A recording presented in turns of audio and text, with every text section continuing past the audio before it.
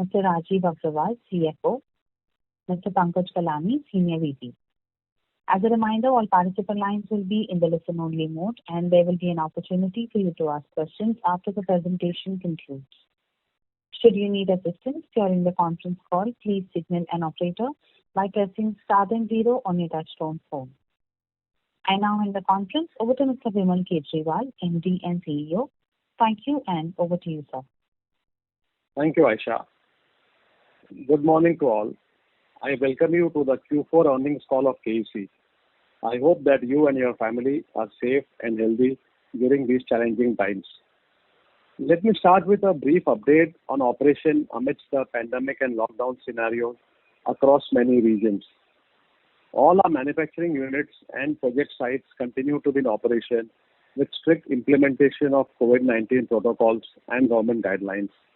Over the last few weeks, amidst fears of even more stringent restrictions, we have witnessed some migration of workers. However, we are better prepared this year owing to the learnings of last year's impact and continue our focus on deploying new mechanization, automation, and digitalization initiatives to improve productivity with reduced labor strength. As a responsible corporate citizen, we continue our commitment to serve the local community in these difficult times.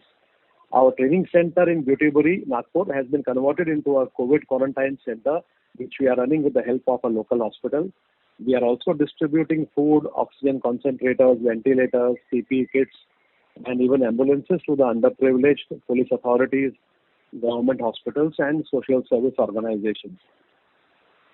Now, coming on to the financial performance, we commenced the financial year amidst global upheavals due to COVID-19 and witnessed one of the biggest slowdowns during the year. The environment continued to be challenging throughout the year due to COVID headwinds, leading to sporadic lockdowns at project sites, delay in awards L1s, and steep rise in commodity prices in the later half. Even with these challenges, we recovered strongly with revenues of rupees 13,114 crores for the full year, with a robust growth of 10% vis-a-vis last year. This was a result of our concerted efforts towards accelerated ramp-up in execution, increasing labor strength, and deployment of mechanization, automation, and digitalization initiatives to improve productivity and quality of execution. The growth has been largely delivered by our non-T&D businesses, namely railways and civil. Despite the significant issues, we have achieved an EBITDA margin of 8.7% for the year. The margins are slightly lower due to the extra costs incurred on account of COVID-19, costs and time escalations in SA, Brazil amidst the pandemic, and a continuous increase in commodity prices globally. We continue to maintain a double-digit EBITDA margin at standalone level of 10.4%. We have delivered a PBT margin of 5.8% and a PAT margin of 4.2% for the year, aided by a significant reduction in interest costs and optimization in tax costs. We achieved a PAT of 553 crores, which is largely in line with the last year. On the order intake front, we have secured orders of rupees 11,876 crores in FY21 with a growth of 5% over last year. The order intake could have been higher, but for the delay in ordering activities and conversion of L1 amidst the global slowdown. We have also been very cautious on our order intake on account of the large volatility on the commodity prices to maintain our margin levels. Additionally, we have also been very selective to protect our cash flows, considering the stress which is being faced by some of the clients, especially state utilities. We have a strong order book of over rupees 19,000 crores as on 31st March 21, along with an L1 position of over 6,500 crores. With concerted efforts, we have been successful in bringing down both our interest costs and debt levels for the year. Our net debt as on 31st March 21 stands at rupees 1679 crores, which is a significant reduction of close to rupees 1,000 crore vis-a-vis the last quarter, and a reduction of over rupees 500 crores vis-a-vis last year. Our interest cost at 2% of sales has seen a vast improvement with a reduction of 60 basis points vis-a-vis last year. Additionally, there has been a reduction of 15% in absolute terms, notwithstanding a revenue increase of 10%. Coming to the Q4 financial performance, we have achieved revenues of 4,361 crores with a robust growth of 19% vis-a-vis Q4 last year and a growth of 33% sequentially. The railways, civil and cable businesses have been the primary growth drivers. EBITDA margins for Q4 stand at 8.1%. We have maintained double-digit EBITDA margins at standalone level of 10%. Our interest cost for the quarter as a percentage of sales has come down to 1.4% vis-a-vis 1.8% last year. We achieved a PBT margin of 6.1%. Despite the challenging scenario, we have delivered a PAT of rupees 194 crores, the marginal growth vis-a-vis Q4 last year and a growth of 34% sequentially. The PAT margins stand at 4.5%. Now coming to specific businesses, our core T&D business witnessed a progressive ramp-up across all project sites in domestic as well as international locations. Despite the intermittent challenges due to COVID, especially in international locations, the business has been successful in largely maintaining the revenues in line with last year. The business witnessed significant traction in terms of order intake both in domestic as well as international locations. The business reinforced its leadership position across several regions and secured orders of over rupees 7,500 crores with a growth of over 75% over last year. The overall tender pipeline in T&D continues to be strong, especially in international T&D. In case of domestic T&D, the revised bidding of the Green Energy Corridor Project Phase 2 has been concluded for most of the schemes, and we have been successful with significant orders of around 1,500 crores. As announced earlier, I am happy to share that we have signed project innovation agreements for the SL project with the Adani Group for rupees 477 crores to complete the balance work of the transmission line. We have already received a significant portion of our dues and work on the project has already restarted. In Brazil, the pandemic has impacted the economy significantly. The availability of steel, which was already a problem due to the Vale Dam burst, got impacted hugely by the downturn in the economy due to the COVID scenario. The localized lockdowns have played havoc in the availability of manpower for EPC projects. The shortage and steep price rise of raw materials has impacted execution of the EPC as well as power supply projects in Brazil. These challenges have also resulted in significant time cost escalations which have impacted the margins. Further, the steep depreciation of the Brazilian real over last year has also impacted the revenues post-translation. Despite these hurdles, we have commissioned one project during the year and expect to complete the balance two projects by Q2 this year. We had started work on another project in Q3 last year, which we also expect to complete in Q2, Q3 this year. We have also secured 3 new EPC projects this year, one of which is SA's foray into the substation EPC segment. Our railway business continued to be one of our key growth drivers and delivered a stellar performance as it surpassed a revenue of over rupees 3,400 crores for the year with a robust growth of 34% over last year. The business demonstrated robust execution due to a rapid and consistent ramp-up across project sites despite COVID-19 hurdles. I'm also happy to share that the business has been successful in achieving double-digit EBITDA margins for the year.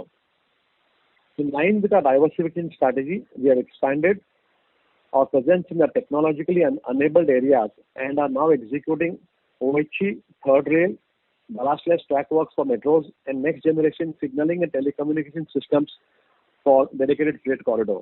Additionally, we have also diversified into the new and emerging areas such as speed upgradation for high-speed rail, construction of depots and workshops for urban infra projects, and also tunnel ventilation. Over 50% of our order intake this year in railways comprises of orders from these new segments. We have also secured a technically challenging composite project for a private sector player, including ground stabilization, track laying, signaling and telecommunication and associated works. The railway tender pipeline continues to remain robust with a blend of conventional, technologically enabled emerging areas as well as international opportunities. With a continued thrust on execution and an order book plus L1 of over 7,000 crores, we remain confident that railways will continue its growth trajectory. In line with our growth plan, the civil business has achieved a revenue of rupees 1,080 crore this year with an impressive growth of approximately 3 times compared to last year. In line with our strategy, the business widened its portfolio to enter new high growth areas this year and secured breakthrough orders stroke L1 in the warehouse, water pipeline, airport sectors, and reinforced its presence in the industrial sector by foraying into chemical, hydrocarbon, and FGD segments. With a robust order book plus L1 of rupees 4,500 crores, we are confident that this business will continue to be one of the key growth drivers for us this year as well as going forward. In cables, after a muted H1, the business has rebounded strongly with a revenue growth of 9% for the year vis-a-vis last year. The business is progressing well on the development of additional new products for railways and exports and is on track to commercialize few new products in FY22. The profitability of this business has been under pressure with a steep rise in the raw material prices such as XLP, PVC, etc. In solar, we are on track with the execution of the 20 megawatt carport project for a reputed automobile manufacturer. The second phase of the carport is now ready for commissioning. The execution of the recently secured 13.6 megawatt rooftop solar project for a corporate client has also commenced. In smart infra, the execution of the existing smart city and defense projects are on track with the Aurangabad and Birkin smart city projects now nearing completion. We have commenced execution in the recently secured project for constructing an integrated command and control center for a greenfield city and installing other smart city components. There is a growing consensus that sustainability and ESG aspects of doing business are critical for long-term resilience and success of an organization in today's challenging and disruptive world. We are working towards developing a strategic sustainability roadmap in collaboration with a reputed consultant to lay down our aspirations and action plan towards conducting our business in a more sustainable and responsible manner. This will not only help in showcasing financial value creation, but also provide our internal and external stakeholders an all-inclusive depiction of our non-financial performance as well. The detailed roadmap will be a part of our integrated report this year.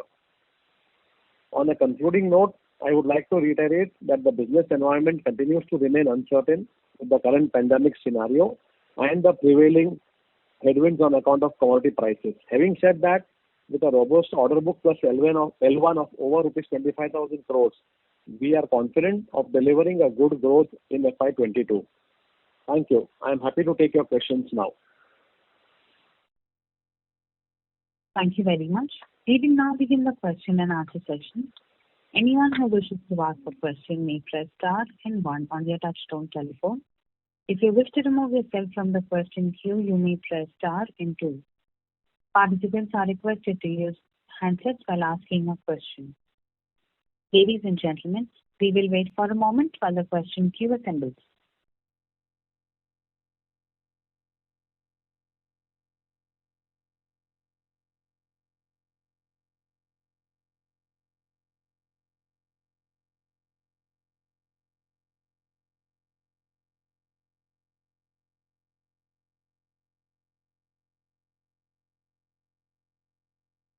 The first question is from the line of Renu Baid from IIFL Securities. Please go ahead. Yeah, hi. Good morning, sir. Morning, Renu. Yeah, thank you for the opportunity. So my first question would be wanting to understand, given the last 6 months have seen unprecedented inflationary impact on commodities, especially steel. So how are we looking at the business profitability, especially for the core T&D business, given the fact that we received a fair share of TBCB orders in the last quarter, and also the stuck execution on SL or now the Adani project has started. So including the impact of these projects, what do we expect for, or what should we expect for FY22 in terms of margin profile? So to me, we are clearly seeing a headwind in terms of raw material prices and especially steel, as you rightly put it. As far as the PBCB projects are concerned, we are facing some challenges on the steel cost especially. However, I would like to say that these are in a way lump sum projects where the towers and the foundations and everything get designed by us. Okay, so we are seeing I'll say a reasonable amount of saving in the quantum of steel and in the foundation, etc., which our design teams have been able to optimize. We're also looking at some different methods of execution, given the fact that these projects are in Rajasthan and most of them are, let's say, within a 100 kilometer radius of my Jaipur factory. which will help us in some ways of optimizing and working on these projects differently. Clearly, one thing which I would like to say that even with the current prices, etc., these projects are still profitable. They are nowhere close to double-digit margins, and I'm saying that based on the current steel prices.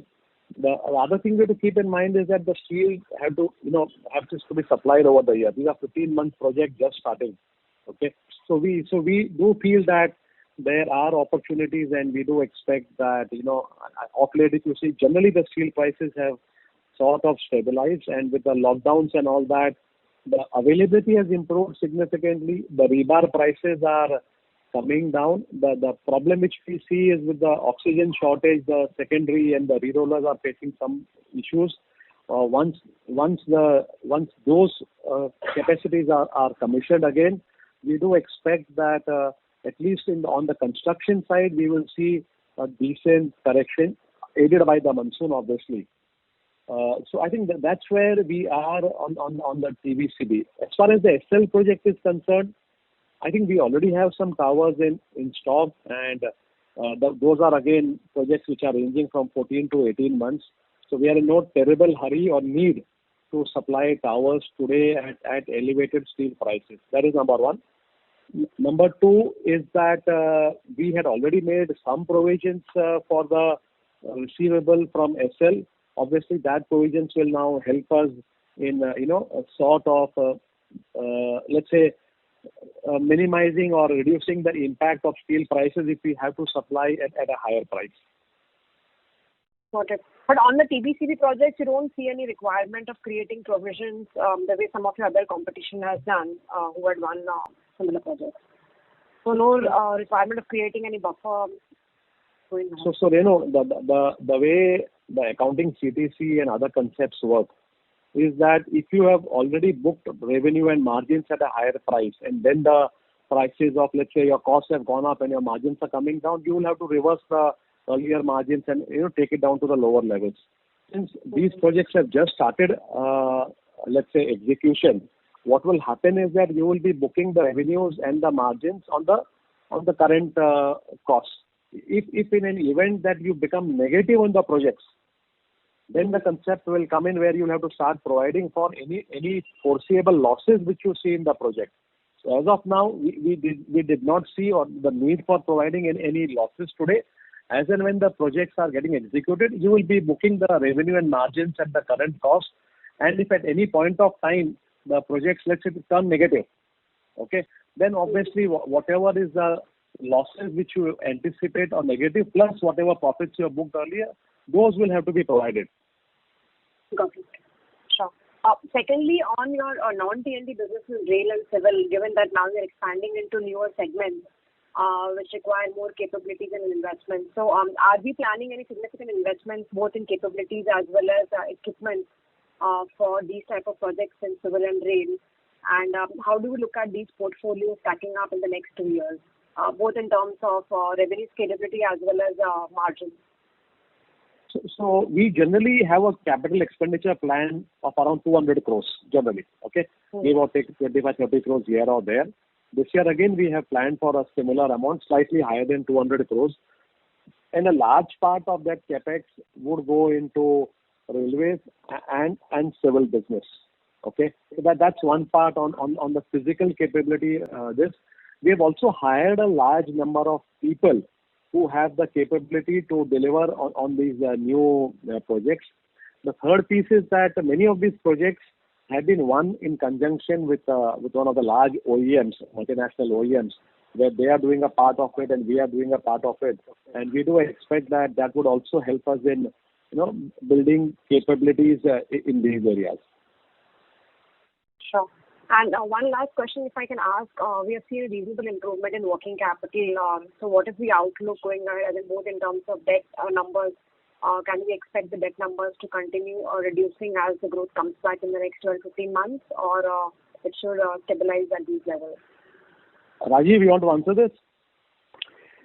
Sure, Vimal. So, Renu, basically, as we are expecting a growth in the coming year as well on the back of the strong order book that we have, So our guidance would remain, let's say, close to about 2,500 crore debt level. This is what we are targeting. Even last year, if you look at my average debt level was around debt level only. It is only towards the end that we got a significant collection from various customers, and that helped me to reduce my debt to a significant amount. But by and large, with the growth numbers that we have in mind, and we expect the overall average debt level to continue at about 2,500 crore plus or minus, let's say, 200 crore here and there. Got it. Sure. Thank you so much, and all the best. Thank you. Thank you, Renu. Thank you. The next question is from the line of Lavina Quadros from Jefferies. Please go ahead. Yeah, hi, sir. Morning. Good morning. I just wanted to understand from you with this, how has the pricing landscape changed, especially post the budget? So there's a lot of sentiment improvement. I know right now with COVID, there is a bit of a halt, but in general, post the budget, there was a lot of expectation that spending will move up. So I just wanted a sense, has that reflected in pricing trends on the ground, or is competitive intensity, higher or lower? So if you could share your thoughts there, please. So, Lavina, there are two developments which have taken place. One is the competitive intensity has increased significantly in India because as part of COVID plus Atmanirbhar Bharat, what the government did was that in most of the PSU tenders, they have taken out the requirement for providing a tender bid bond. Okay. So today we are seeing very, very small players coming and starting to bid for 1,000 crore projects because they don't need to give a bid bond. So so that's one piece. If you look at let's say railways and some of the, especially transmission, I've seen in some of the projects 25 bidders coming in. Okay. Most of them would get into grief later on, but that's the reality of the situation today. On the number of bidders, etc. Obviously, the serious bidders continue to be the top 3 or 4. As far as the tender pipelines are concerned, I think we are pretty happy with what we are seeing on the tender pipeline, but I don't see an immediate impact of the budget happening. Okay, immediately, because normally what we have seen is whatever announcements are made in the budget, they do take 3 to 6 months to get translated into hard projects and all that. So as of now, based on this, I don't see any immediate this, but overall the tender pipelines are pretty decent, especially in the railways and also on the metro side. T&D right now we are seeing some traction on the state side. Power Grid has already done all that they have to do. There are some more TBCB projects which are now coming up for bidding, I think next week or this. So there will be some minor traction on the PGCIL front. Okay. And so lastly, hasn't working capital become an issue for smaller companies? So that is incorrect, is it?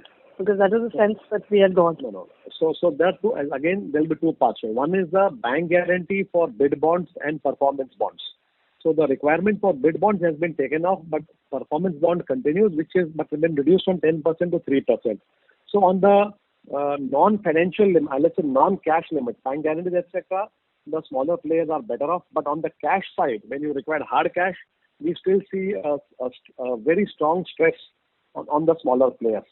So that's the actual situation as far as the smaller players are concerned. Got it, sir. Thank you.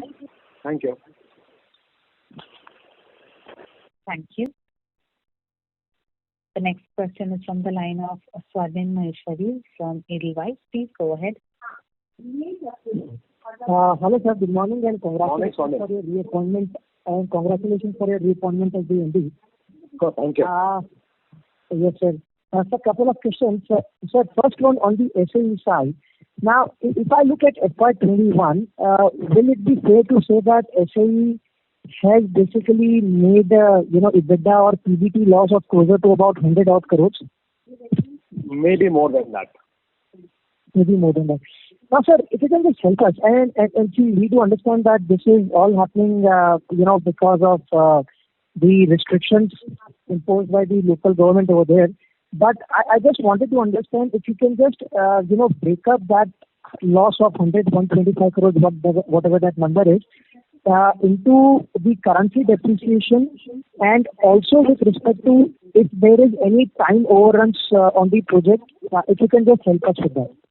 So, Swarnim, on the currency side, I will not say there's much of currency depreciation loss in that part.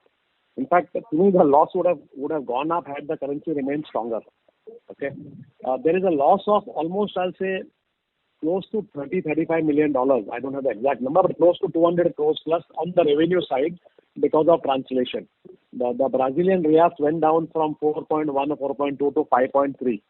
So roughly around 200 crores of revenue, which would have been accounted here if the currency had not depreciated, would have been there. Loss, I don't see any major impact, except there is some impact locally because they also have to buy some items in dollars, etc., where they have to pay a slightly higher amount. But I don't think currency has played a major role in the loss part of it.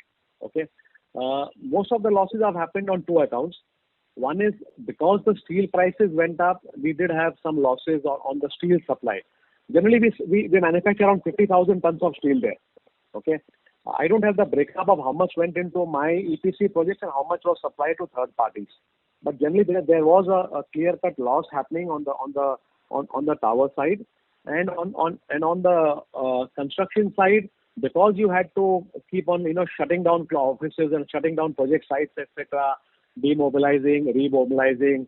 People were leaving. You had to hire them back. Equipments were being taken away because of stoppage of work and all that, and all that led to delay. So there is both an increase in cost because of the COVID piece, where the labor became scarce, equipment became scarce, and second was because the cost because of time overruns.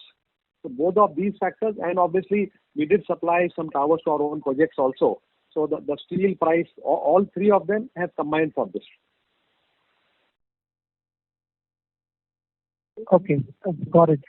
So now, sir, you had taken 3 new projects in SAE in FY21. So first of all, are these all fixed in nature or they are cost pass-through? So first of all, these projects have been taken recently. Okay, so they are all at current prices. So that takes off one piece of it. The second piece in Brazil generally is there is an annual reset of prices contractually as per the government numbers. Now and till now that had worked very well, because normally the price increase was actually slightly lower than that increase. Okay, it's only in the last year and the current year now that this governmental it's called IPCA or something, IPCA regulation, that the actual increase in steel was much more than the IPCA permitted. Okay, but as far as I remember, all these 3 contracts, one is they are at current prices, and second is I think all of them have an IPCA adjustment which will come in if you supply anything beyond April. So the IPCA adjustment gets triggered every April.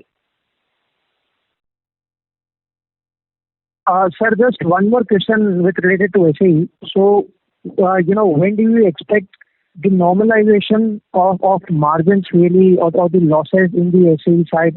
Can we expect it by H1 end? So Swarnim, our target for SAE for the year has been a zero loss for the year target. I'm honestly not very sure whether we'll be able to achieve that or there will be a marginal loss, because we still see problems which we thought would get over by March have been there in April also. So I don't expect a major loss or something like what we had last year, because the new projects are also now starting execution. Okay, so whatever losses and all which we may have now, which were not planned or figured, will definitely should get set off from the margins from the new projects and the new tower supply orders which are coming at the current prices. So hopefully we should see a zero or maybe a marginal loss. I don't know. I'll probably still stick to the zero numbers. Okay. And sir, finally, any growth guidance for FY22? So I think it's very difficult right now to give a growth guidance, but I can say, and I'll stick my neck out with my order book of L1 of 25,000. We should definitely be able to do a double-digit growth. Okay, sir. All right. Got it. Thank you so much. And I have more questions. I'll come back into. Thank you so much. Thank you. We would request our participants to please limit your questions to two per participant. The next question is from the line of Priyankar Biswas from Nomura. Please go ahead. Good morning, sir. Hi, I hope Priyanka. everything is well. Absolutely. Thank you so much. Sir, my question is regarding that in this particular year, that is FY21, we have seen some bit of lower ordering for railways, order inflows. Traditionally, we have been seeing something close to 3,000 crores or something in order inflows.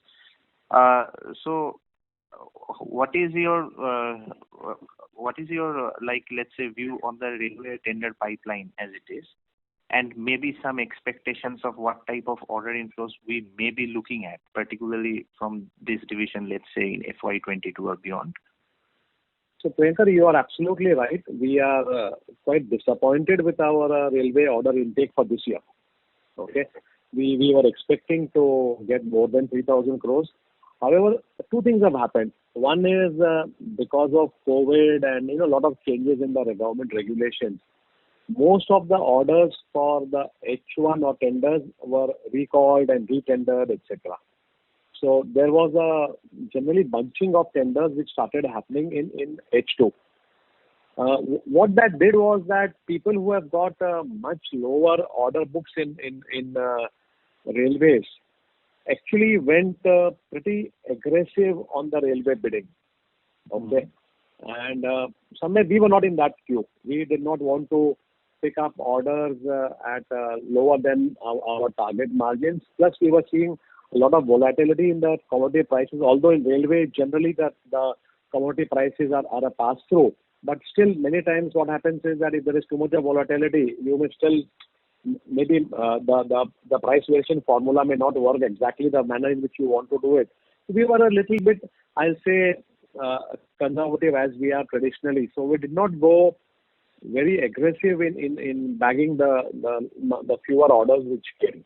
Unfortunately, what we are now seeing in March, April is that there have been a large number of COVID cases in the railways, because of which opening of tenders and award of tenders and even new tenders have got a little bit postponed. There's a large tender pipeline. Let me be very, very clear with you. But there have been some delays, and we do expect that probably from next month onwards, most of these tenders would have been bid. The advantage with railways is generally in a month or so they open the tenders, and then once the tenders are opened, they do award it. Unfortunately, because of COVID, there has been some delay. We do expect that we will be able to get some good share of tenders. We have also started doing a little bit on international. We are right now L1 on a few tenders in international, but again, they have also been hit by COVID, so there have been some delays happening there in converting them into this. Our metro non-civil portion, which is what my railway business does, has been seeing some good growth. We have got into some new avenues, and I think that's the area where we will see more order inflow, and clearly that's the area where the competition is pretty less. So you normally have a better chance and hopefully better margins in that area. Vimal, if I may add that in railway business, we were slightly unlucky this year that couple of large orders we missed by a very, very small amount. So that also was sort of a unlucky situation for railway business this year. Rajiv, that happens in every business, so I didn't say that. That's the reason. Yeah, Priyanka. Yeah. So essentially, it's not something that the tender pipeline has gone away. It's not like that. So maybe in the future we may still get back to that 3,000 plus crores that we were doing, possibly. Priyanka, I had a revenue of 3,400 crores this year. And I have a growth plan for next year, for FY22. So I need to get more than 3,000. Okay. Although right now we have an L1 plus order book of 7,000, so my FY22 revenues are all secured. But we need to get more than 3,000 in railways in the order intake. And sir, my second question is regarding, you have put some slides on ESG. So any specific commentary when is the company planning, let's say, to be carbon neutral, or let's say the initiatives they are taking maybe for a greener transportation? So what are the things that you are considering at the moment? So I think it's a little bit early for me to comment on all those things. But what I can say is that we have drawn up a 5-year road plan, okay, a roadmap of 5 years on what we want to achieve. And we are in the midst of finalizing our, let's say, KRAs and what we want to do on, carbon neutrality or zero water consumption and so many other things, etc. And I think probably some part of it you will see when we release our annual report, because last year also we had an integrated report, but it was not that detailed. This year we do expect to have a fairly detailed IR, and I think by that time when we finish it, we will have much more clarity on what exactly we are doing. But we started this initiative, I think, around 3-4 months back. So we are closer to finalizing, but not yet finalized the exact targets, etc. So you'll have to wait for some time for us to give you the more specific details. And if you have some specific questions, talk to Abhishek, because Abhishek is part of the task force which is involved in the ESG. Yes, sir, that will be very helpful. So that was the questions from my side. If anything else, I will get back in touch with you. Thank you, Priyanka. Thank you. The next question is from the line of Nishal Vakadia from Lucky Investment. Please go ahead. Good morning. Morning, Nishal. How are you, sir? Fine, thank you. Yeah. Sir, 2016-17, when we used to discuss, we have done exactly what we had guided for in the last 4-5 years, despite several challenges. 80% of your business from T&D has now, come down to 50%. But in those days, we used to say that when our company crosses 10,000 crore top line, we will see a serious expansion in EBITDA margins. Now, I understand the current state of affairs. I had, 2 very simple questions. The first question is that, have we seen the worst of EBITDA margins in this quarter due to commodity pressures? Or do we expect any more negative surprises, one-offs that may emerge in the near future? Second question is that structurally, because our business has now de-risked from T&D, which is a higher margin business, is it possible, to imagine that the company can do 11-12% EBITDA margin at some point of time, which we had, envisioned 2016-17 or so? Or you think this EBITDA margin of 9.5-10% in a normal state scenario is a reasonable assumption to have? Thank you, sir. Nishal, you have asked very difficult questions. I was hoping no one will ask me those questions. Okay. Yeah, so it's my job to ask you questions. And it's my job to answer. Yes. So I think I don't see that we have seen the worst of the quarter. Okay. Because last quarter, Q4, we did have a lot of material which was there with us from the earlier quarters also. Let's say stocks and all that. Now whatever we are manufacturing has been procured. I'll not say at very current prices, but near or a little bit earlier. We did see some anticipation in March that this may continue, and we did. If you look at our inventory figure is higher than last year, because we did procure quite some steel, etc. in the month of March. Okay. Right. We definitely see the headwinds to continue in Q1 on the steel side. Okay. Right. As far as others are concerned, like aluminum, etc. I think we have enough time to play the waiting game. I hardly am going to supply any conductor, etc. for the next 9 months. All my projects are doing reasonably well. And whatever we had required for the physical execution and to ensure that the projects are delivered in time, we have enough of that. So aluminum, I am whatever we have not hedged, I do hope that in the next 8 to 9 months or next 2 to 3 quarters, the aluminum prices would come down to a more reasonable level, and we will not have to face any headwind on that account. Steel, we will continue to face some headwind.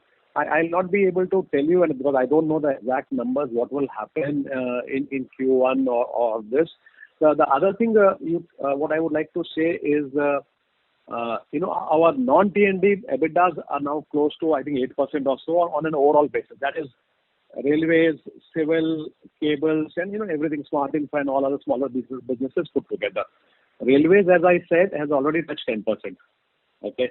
The other good part of it is in Q4, the non-T&D was 49%, whereas for the year it is 44%.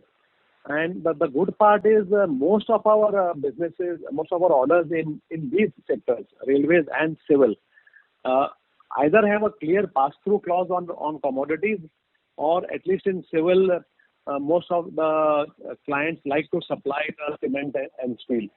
So while we may see some headwinds in the T&D on account of steel, whereas in the other businesses, we do expect that there will not be any significant headwind on account of raw material prices. I think that's the broad outlook which I can give you. The third question was on gross, overall long-term margins and all that. I think we were very clear, and we had said that every year we would have loved to increase our margins by 50 basis points. That is what I've been saying consistently for quite many years, and we had been able to achieve it, except for the last year when we really got hit by COVID badly. So I think our target is that, as I said, railways is already touching 10%. Civil at 1,000 crore is reasonably close. It's not at double, it is reasonably close. And you know how other people are struggling in civil to even reach those sort of margins. So we have been very choosy on what orders we take in civil. It's for us right now. Civil is not a top line driven business. Okay. Otherwise, I could have got a lot more orders than whatever I got last year in civil, because civil fortunately had orders coming in. But we were very choosy. Because at the end of the year or two, like we did railways, we want civil also to go to 10%, at least double digit. Okay, and that's how my civil team has been very unhappy with me on this, saying that you are not letting us grow this business. Our competition is doing this and that, and we said no. Right now, civil is not a top line. We will grow it decently, okay, but we will grow it with profits. So our target definitely is that how do we take it to 11-12% margins and all that. It's unfortunate that this COVID and this volatility in raw materials, I don't think anyone could have anticipated that material prices will go like this. Okay, so we'll probably, this whole thing will probably get postponed by 6 months, 1 year, when our upward trajectory for EBITDA starts again. I think the other good part is that at least on the PBT side, you're seeing a lot of improvement by Rajiv and his team, cash flows and other things. So there we are getting some bump up on interest and tax also. And now that our Dubai factory is also running at full capacity, we will see some improvements happening overall. Okay. I hope I have answered all the questions. No, sir, you answered it really well. Just to add, nobody knows how and when the commodity cycle will reverse. But whatever happens very fast, just the way it has gone up. Now, when that happens, does that also mean that we enjoy a phase of 1.5, 2 years of, slightly extraordinary margins, because we have suffered when the commodity prices have been high? Does it also mean that we enjoy a lottery for a year and a half, or that does not happen generally in our business? 100%. It will happen 100%. If let me just compare. If you have bid the projects at current prices. Yeah. The problem which I am seeing, Nishar, is that there are a lot of people who have been bidding currently and taking orders at anticipating that the commodity prices are going down. Okay. Right. So there you will not be able to get extraordinary margins. If today I am bidding a project with steel at 55,000 rupees, let's say, and then steel goes down to 45, I will make that 10,000. I'll give a simple example. I have seen, and I've been in this business now for 19 years. I've seen orders where, let's say, aluminum we have bid at 2,200. It has gone up to 3,100, and we have finally bought at 1,400. Okay. It's a question of, if it's a question of, at what stage your project is, can you play a waiting game? Then the project, how smartly you can execute your project to, in a way, time some part of your purchases. See, steel I can't time too much, because if I time steel, then my factories will shut down. Okay. Yes. So steel, we have to have a continuous run to keep the factories at least at an optimum capacity. But others, I think it's a waiting game which you have to play. Right. Okay. Just a small question, if I could squeeze in, sir, if I have your permission. Sir, the size and scale that you have reached now in the EPC business, honestly, other than L&T, in our country, we have seen several companies that have reached this size and scale and then have made mistakes and faltered. And ones which were the next L&T have sort of collapsed due to several reasons. If you have looked at these case studies, what are the key risks that you see in your business now, since you are almost reaching 15,000 crore sort of top line next year? And what are the risk management systems? I know it's a very broad question, sir, but I hope you get the drift of my question and where I'm coming from. So I think one major issue which we saw from most of the companies started. You take the name, whether it's IVR, CA, whichever company you want to take. Everybody went into what you call BOT projects. Correct. That's one thing where people stretch their balance sheet a lot, and that I think created havoc with many of them. Second is that I think many of them took a top line driven approach where they said that मेरे को तो top line drive करना ही है, कुछ भी हो जाओ. So I have seen many companies which took orders in anticipation that we will be able to manage. Okay. Right. And the third piece was that most of these companies had significantly delayed order execution. Okay. And right. and any delay beyond your estimate from the original will cost you a lot of money. So I have seen many of these companies which have come in NCLT and all that, and we have filed expression just to understand what is going wrong and what has happened. And most of them we have seen has gone wrong because of the extreme delay in project execution, which is why I think our focus has been you complete the projects in time or ahead of time. I think that's the mantra which we have in any project which comes to me for bidding. My first question to the tender team is that how much early will you complete this project from the client stipulation? And if the team says no, then if the team says no, boss, it is difficult, we may have delays, we don't even bid. Okay. Right. So to me, apart from margins and all that, the doability of the project in the client's given time frame is one of the most critical factors in our risk management. Okay. Apart from all others on margins and all that. Okay. Thanks a lot. I think there are a lot of people in the queue. Yeah. Thank you. Thank you so much, sir. Yeah. Thank you. We would request the participants to please limit your questions to two per participant. The next question is from the line of Chetan Vora from Abacus Investment. Please go ahead. Yeah, good morning, sir. Morning, Chetan. In relation to the SAE, can you update how much of the order is still to be executed of the fixed cost? Sorry, come again, Chetan. I would like to understand, of the total order book of 19,000 crores, how much of the order book pertains to SAE, which is reeling under the pressure? I don't have the exact number, but should not be more than 1,000 crores or SEB orders if you're asking. You wanted SEB orders, right? Hello? The Brazilian order, sir. SAE. He's asking SAE. Oh, SAE. Yeah. I think the orders which are the old ones are hardly, I think value would be less than 100 crores. Okay. Okay. So is it fair to assume that from next quarter onwards, the margin pressure, what we saw in the SAE, should start subsiding? Q1 में pressure रहेगा, okay, because we are still seeing pressures continuing on the COVID and the other front. I think we should start seeing the pressure subsiding from Q2, because what is also happened is we just started one new project execution also has started in Q1. By the end of Q1, all the three new projects would be under execution.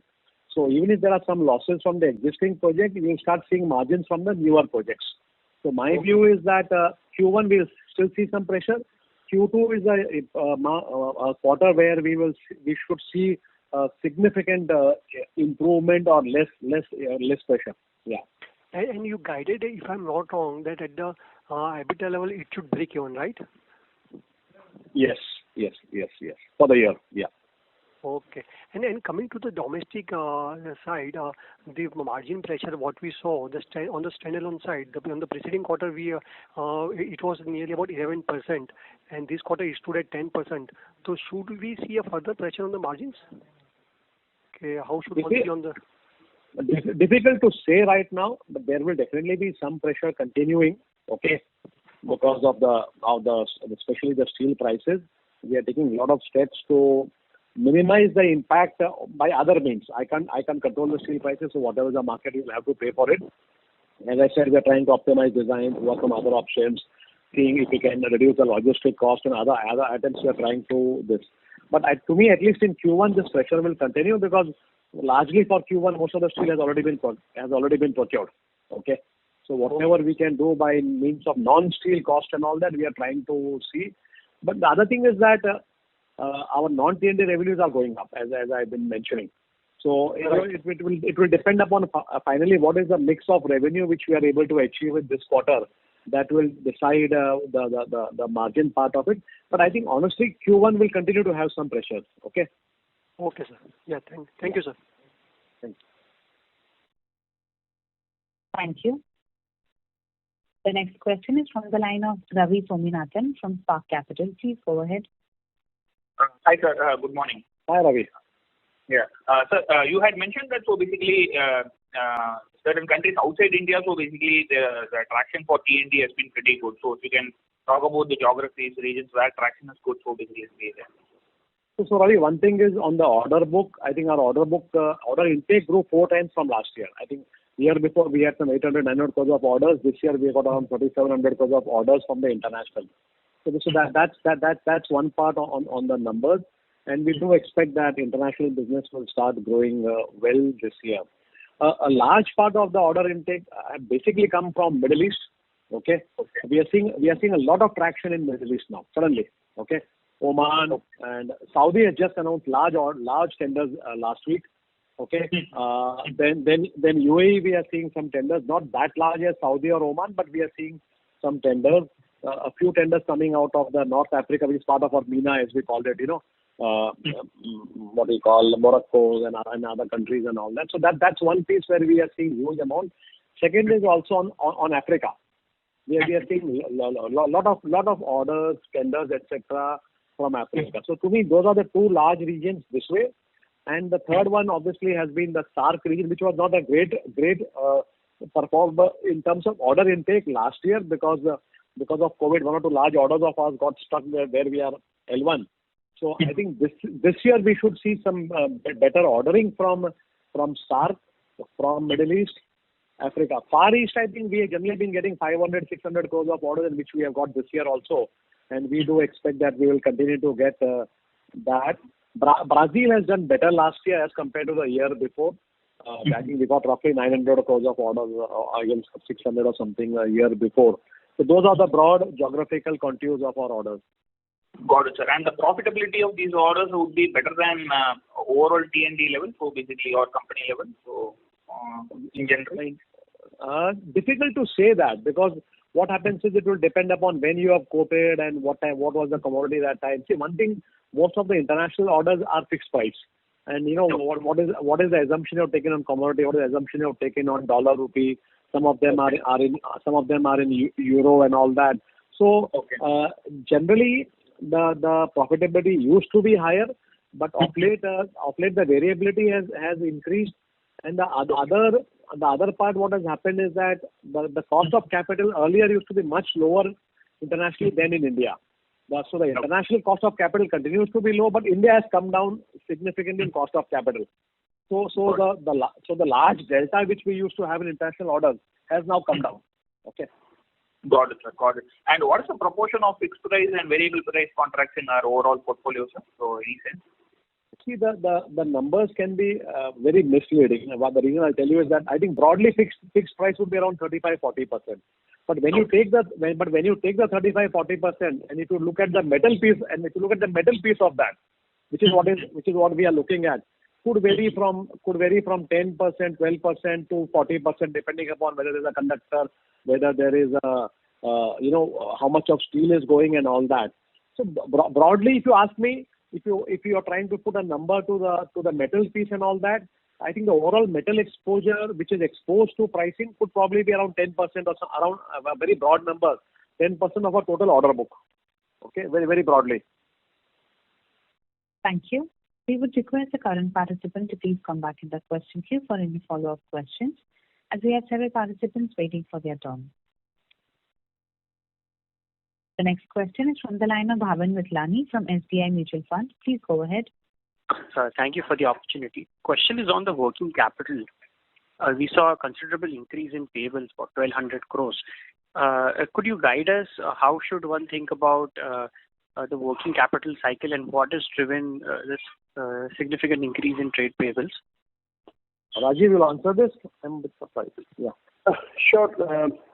So, Bhavin, basically what we have done is, if you recall earlier, we used to have a payable, in railway division, where we were paying them very, very fast because, most of the vendors were MSME. So the the credit period was very low. So ranging from 30 days to 60 days was generally the credit period from most of the vendors. So over a period of time, and since, railway turnover is also increasing at a very healthy rate. Last year we grew by almost 34%. So we really worked on, looking at the vendors, large vendors who can fulfill our supply requirement, because our supply requirement was going up. So we went to some of the large vendors. We asked some of the vendors to, develop the railway product and get it approved from the railways. So with the result that, our credit terms in the railway business has improved from what it was earlier, let's say, 45 days to 60 days. So now we are getting almost similar credit terms ranging from 90 to 120 days in the railway business. So that helped us to, to have the better payable, on the liability side. That is, one of the major reasons for, let's say the working capital management this year. Of course, apart from that, we have continued to work on the reducing the DSO days, but to that extent, we have not really got the success this year. But definitely now with the SL project now starting, so one of our large, data which was stuck, so that also we have started realizing. So in fact, in the month of April, we have already secured substantial amount, we have already realized from the customer. So in the next couple of months, I think we will be current on that project also.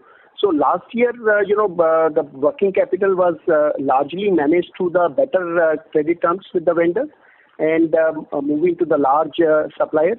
Now this year, we expect, we should be able to manage our working capital by reducing our DSO days. Thanks.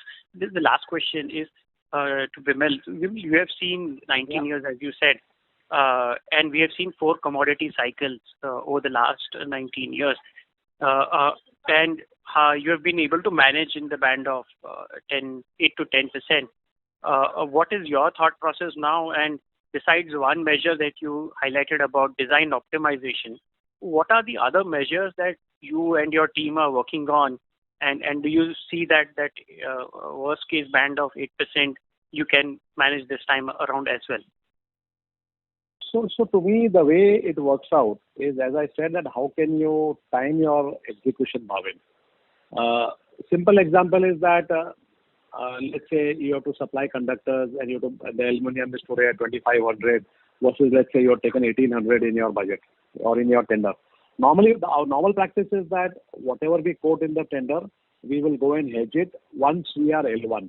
Now, unfortunately, because of COVID and all that, in many cases, the L1 was declared pretty late. So that's what has caused the basic. Otherwise, as per our risk management, we have hardly had exposures to base metal before. Okay. So what we've been doing is, timing the project execution in such a manner that we can probably buy at a time when we want to buy rather than buying at whatever is available at whatever price. That's as far as the base metal is concerned, and we have generally been able to manage the commodity cycles that way on this. As far as steel is concerned, I don't think we can honestly do very much about it, because steel is something, the towers and all are required, and they are the first part of the project. And also that if you don't do it, then your factories run empty, then your other fixed costs, etc., come and hit you. So we normally try to do a balancing between what would be my increase in my factory cost if I reduce my load and wait for the steel to come down, and then but you don't know whether steel will come down.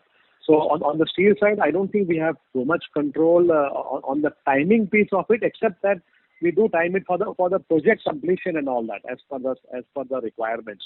But otherwise, it's difficult. We have seen difficult times, and also as one of the earlier participants asked, what we have also seen is that yes, you should have the capacity to absorb it for a few months, because we have always seen that the fall has been very, very sharp in all the cycles. If you look at it, you look at steel and all that, the falls have been very sharp. So at some point of time, the fall will compensate for the rise which you have had. So you may have some volatility. Let's say the Q1 you may have volatility, but when you probably come to Q3, you will see a sharp escalation in elevation in the margins and all that. So hopefully, if the cycle pans out in the same quarter, in the same year, it should even out the numbers. If it doesn't pan out in the same year, then you may have some volatility in the numbers. Thank you. The next question is from the line of Parikshit Kandpal from HDFC Securities. Please go ahead. Hi, sir. So just to reconcile, so you said during this quarter there has not been any major impact of the raw material prices provided in the P&L, right, for the standalone? Hello? Yes. Yeah. So my question was now on that only. So you said that 10% of the metals exposure in the order book. So if I say, so what would be the steel open exposure right now, which has gone over and above your projected cost? So you can quantify what will be that exposure, which may come in say in first quarter or maybe 6 months. I don't know what will come in Q1 and Q2, but I think overall our steel for the this year's budget, I think which is on fixed price, could be probably close to 100,000 tons. Okay. So the prices on this would have escalated by any sense like from this average pricing which these were quoted at. So average pricing would be different, Parikshit, for different tenders, which is why it's difficult to say how much you will lose on each one of them, or how much, and if the prices come down, what happens. So that's a different. They are quoted at different timing, so there are different price levels in it, cost levels. Sorry. So, but whatever is the damage which may come in, so that will be lastly recorded in the first quarter. So, is it right to assume? No, it would not be recorded in the first quarter, because on raw materials, etc., you don't record it that way. What happens is that you will, because raw material, nobody knows whether steel will continue at 55 or steel will go at 30. What happens normally when you talk about loss recognition, etc., where you are very clear that, let's say you have taken a lump sum contract and the quantities have increased, or something else has gone up, or you have already bought at a higher price for that piece.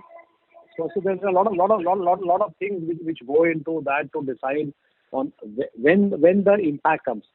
Whatever is the actual cost, that impact will come in that particular quarter. Beyond that, you have to decide whether it's a permanent cost which you cannot recoup or it will not happen. Depending upon that, then the provisions are done. Thank you. The next question is from the line of Saket Kapoor from Kapoor and Company. Please go ahead. Yes, sir. Dhanyawad, sir, and thank you. Sir, if I could sum it up, sir, Bimal Saab, it is the impact of the inflationary impact of the higher steel prices are going to percolate for the next financial year, and depending upon the execution of the orders, we are going to see the dent in the margins in the way forward. That should be the... No, Saket ji, I think what you should look at is Q1 में definitely dent होगा, okay? अब उसको कितना कहीं और से makeup कर सकते हैं is a question which we are all working on. Q2, Q3 वगैरह में अभी हमने स्टील खरीदा नहीं है, okay? So to make a statement कि पूरे साल में dent होगा या नहीं होगा would be a little bit premature, because I honestly don't know. मतलब आज 55,000 है, 50,000 है, अब आप देखिए क्या हो रहा है, लॉकडाउन हो गया, काफी सारा कंस्ट्रक्शन बंद हो गया. See what has changed today. The prices are high, but steel is available. Okay. If you would have gone 2 months back in March before the lockdown, the prices were high and material was not available. Okay. तो आज मतलब seller market है in terms of price, but not in terms of quantity. उनको बेचना है. वो एक फर्क हो गया है अभी. Sir, how has forex played its part, sir, for this quarter, sir? Because I think the forex also is a good contribution to the. Forex this year has not been very favorable in terms of our EBITDA numbers and all that, because at the start of the year we had borrowed a lot in foreign currency. So we had created a natural hedge by not selling forward. Okay. So normally हमारा 100-125 करोड़ का forex gain आता है, इस साल में कम हुआ है. So a part of the, I'll say, interest gain and all that is also attributable to low cost forex borrowing, which were not hedged because we had a natural, inflow against it. But now that the Indian costs have come down, so definitely इस साल से FY22 से you will definitely see an improvement on the forex gain side, which will come in your EBITDA and in your top line somewhere. Sir, if last part is, if we take the standalone and the console part, I think so it is the Brazilian impact only that has given a dent to the PBT numbers. And as per our understanding in your summary in the call, SAE is going to perform better than what it has done for this year. And therefore, this gap between the standalone and the console number should even out just on the turnaround in the SAE, not contributing negatively to the bottom line. This should be a fair assumption, sir. This is a fair assumption. The only caveat I will say is one is on the standalone numbers, you will have some raw material headwind. Okay, that's what we should keep in mind. कि भाई उसको देख के करना चाहिए कि raw material का क्या इम्पैक्ट हो रहा है धीरे धीरे करके. Otherwise I think you are fairly okay. SAE का जैसे मैंने कहा कि we are expecting it to be neutral, it could be little bit here and there, but I don't think we are expecting कि जो इस साल के जितना हुआ है उतना आगे होगा. या थैंक यू साकेत साहब. I think there are a lot of people. Yeah The next question is from the line of Abhijit Anand from Emkay Global. Please go ahead. Yeah, thanks for the opportunity. Yeah, my question is more from the inflow perspective. So last 2 years we have been doing somewhere 1,200 crores, and maybe 2 years back in 18-19 we were clocking that 14,000-15,000. So how do we go to those levels, or do you expect that to happen in F22-23, sir? So I think there are a couple of things which are there. Okay, one is I think because of the volatility in the entire market scenario, we were very careful, and we are happy we are very careful because a lot of people are losing a lot of money now on the orders which they have. Second is that we are very clear we are still having a 25,000 crore order book with plus L1. So I think we are pretty comfortable for whatever growth which should happen this year and maybe even for 2 quarters in FY23. The third is that I think railways and civil are going to be large drivers, and as I mentioned that this year our transmission grew by 4 times, international transmission. Okay. In fact, if you look at our entire order book, order intake, I think if I'm not mistaken, almost 75% has come from the transmission business. Okay. And so I don't think we are worried about order intake. To me, as an EPC company, order intake is not a major issue. I can always drop my margin by 1% and pick up as much order as I want to do. So what we do is that we keep a track of my executable order book, my planned turnover, and ensure that we have a reasonable amount of traction or 1.2 times, 1.1 time, whatever number we have in mind, and ensure that we keep on having that on a, let's say, on a floating basis or a rotating basis. And I think we have never had a major issue saying that because of orders we are not able to deliver revenue. I think that's what we are keeping in mind. Okay, but rail which has not performed this year, as you rightly said, will be targeting around 3,000 inflows. That itself should be a bump up of 10% over last year, right? Yeah, I completely agree. Thank you. The next question is from the line of Jonas Bhutta from Phillip Capital. Please go ahead. Good morning, sir, and congratulations on a great set of numbers, sir, in the challenging. Thanks, Jonas. Sir, 2 questions. So in the standalone, notice that investments have gone up by 190 crores between September and March. What of that is for Dubai and how much of that is to support SAE? One question is that, and the second one I'll just come back once you answer. Rajiv, you want to answer it? So, Jonas, basically, majority of this amount has gone to Dubai for acquisition of the factory, and then, we had to spend some amount on the restarting the plant, so we had to do some renovation, etc. So, I would say 60-70% of that amount has gone to Dubai. Roughly about $5 million support we have sent it to basically Brazil, because they were, falling short of capital because of the some losses. So we had infused $5 million additional capital there. Got it.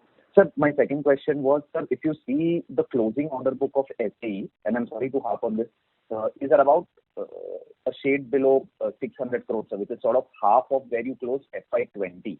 Now, given that you plan to have a near zero loss, sir, wouldn't scale lead to a negative leverage, or are you, controlling costs in such a way where even with sort of a sharp drop in revenue in FY22, you will still be able to manage at a PBT level of zero loss? So to me, there are two issues. One is what you rightly said, that you are scaling or looking at controlling costs, so that instead of operating the factory at 50,000, can you operate at 30,000 with the same returns? So that is one thing which is clearly happening. The second thing is that there was so much of volatility in the prices there. There was so much of volatility that we actually stayed away from the market for some time. We did not take orders. It was a very conscious decision that, obviously we were putting in bids, but the bids were at such a high price that we knew we will not get it. We didn't want to be out of the market, but we were doing that. Of late, we are seeing some stability returning on the prices front. Some stability returning, okay, which is why we have taken a few orders. I think of the number which you have, we have not yet announced a few orders where we are L1 or we are about to sign. So this number of 600 will go up and will be sufficient for us to take care of our.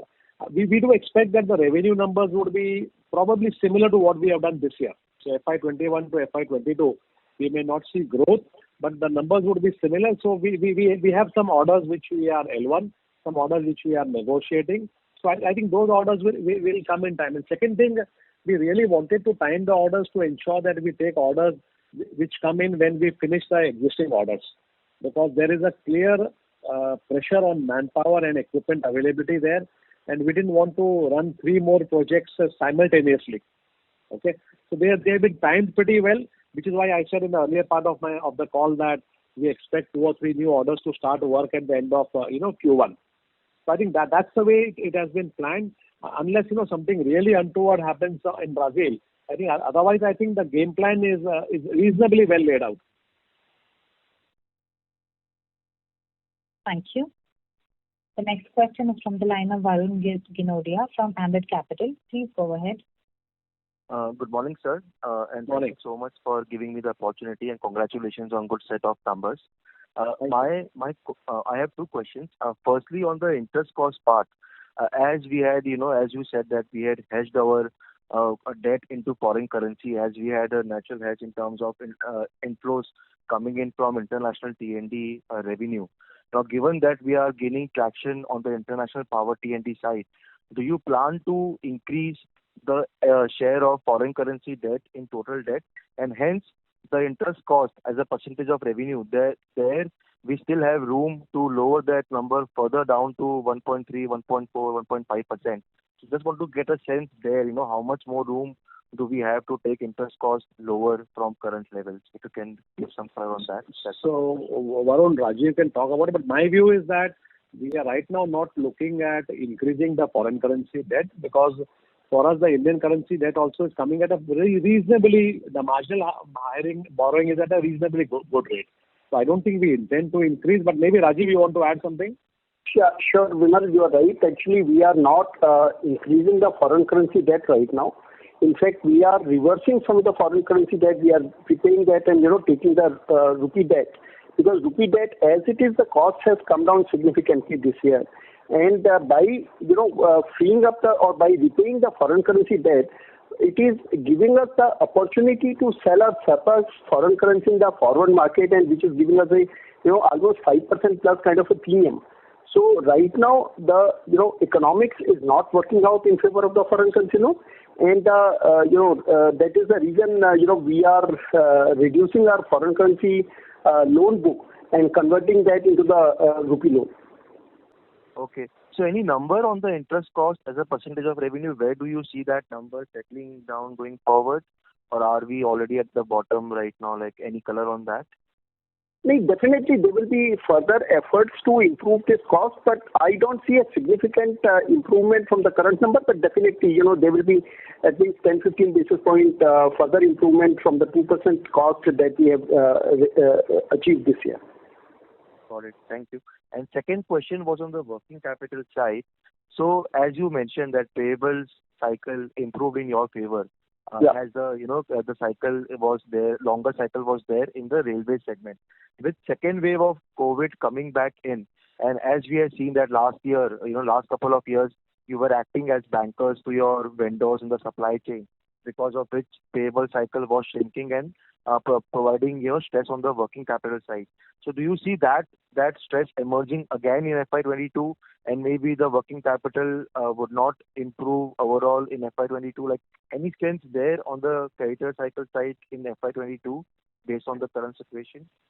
I don't think that, because see, the difference between the couple of years back and the now is, as I mentioned on the call, that earlier we were dealing with a lot of small vendors. So they didn't have the capacity to really ramp up the production, and they were asking for the advance payment, and there was so much of demand in the market.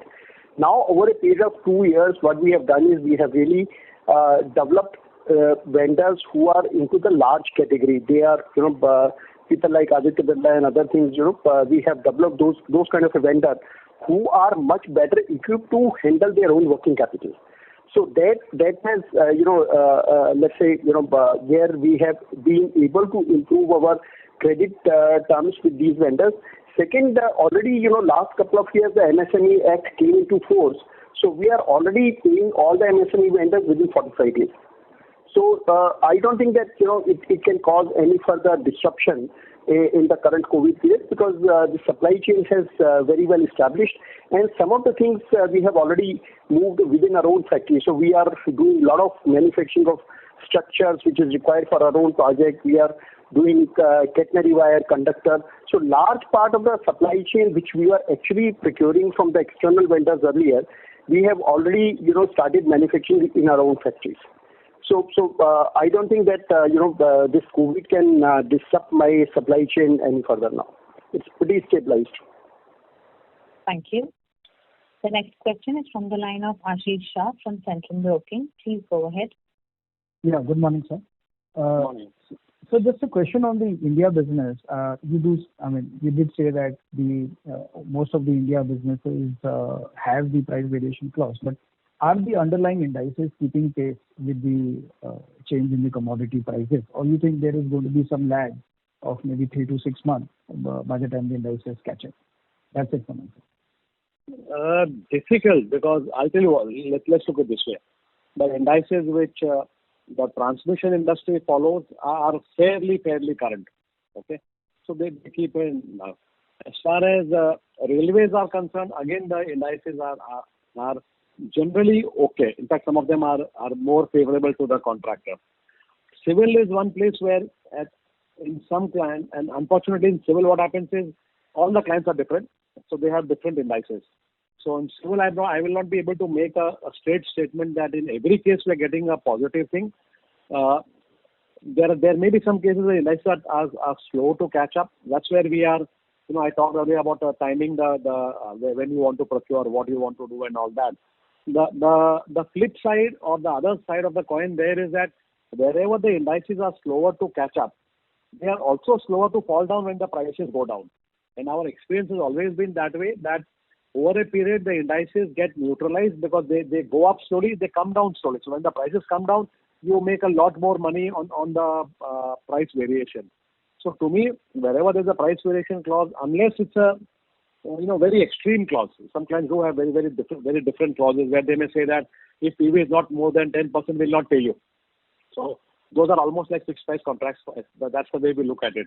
Otherwise, generally, whatever may be the index, over a period, the impact will definitely get neutralized. Sure, sir. Thank you. Thank you. The next question is from the line of Swadhin Maheshwari from Edelweiss. Please go ahead. Sir, thanks for the follow-up. Sir, just one question. So on this Warora Kurnool of SL, what was the provision that we had made earlier? We can actually use it as a cushion. And what is the quantum that we have received in April? Rajiv mentioned about that. Sonim, I would not like to give the amount because they are private clients who are discussing with us. There was a provision made which will get reversed. Not a large provision, but there will be some provision which will help us in this. And I think roughly we have got out of our exposure, I'll say probably almost 35-40%. Okay. Sonim, yeah, Sonim, that was an agreement which we had on how the old outstandings would be paid, and as part of that agreement, the payments are being done. Yeah, sorry, you said something? Okay.